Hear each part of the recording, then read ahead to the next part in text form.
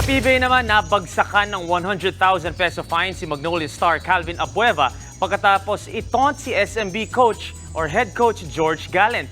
Noong Game 2 ng PBA Commissioner's Cup Finals, nagkasagutan si Abueva at Gallant noong kung saan natawagan sila ng parehong technical fouls. Paglabas ni Abueva ng laro, nahuli sa camera ang kanyang gesture na pinapatamaan ng physical disability ni Coach George. 1988 nung na-involve si Gallant sa isang motorcycle accident kung saan naapektuhan ng kanyang isang mata.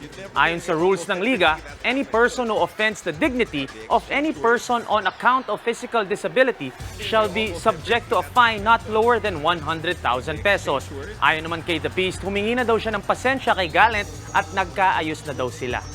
Nag-meeting na din si Abueva kasama si Commissioner Willie Marcial tungkol naman sa naging insidente nila ng asawa ni Moala Tautua pagkatapos ng laro.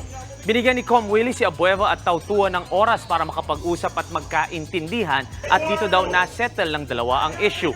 Walang sanction na binigay si Marcial sa dalawa pero siguraduhin lang daw nila na wag na mangyari ulit. Buti na lang din naayos ng mga issue noong Game 2 dahil ayaw naman natin mawala ang focus sa mismong Commissioner's Cup Finals. Lamang ngayon ang SMB 2-0 kaya siguradong mainit na naman ang laban sa Game 3 na magaganap bukas. Huwag kayong alis mga kapatid, sports pa tayo mamaya. What's up mga kapatid, it's your sports Tito Mike Reyes. Huwag magpahuli sa mga umaaksyong bakbakan at harapan sa loob at labas ng bansa. Para sa mga pandiin ng sports news, mag-follow at mag-subscribe sa social media pages ng News 5. Peace and love.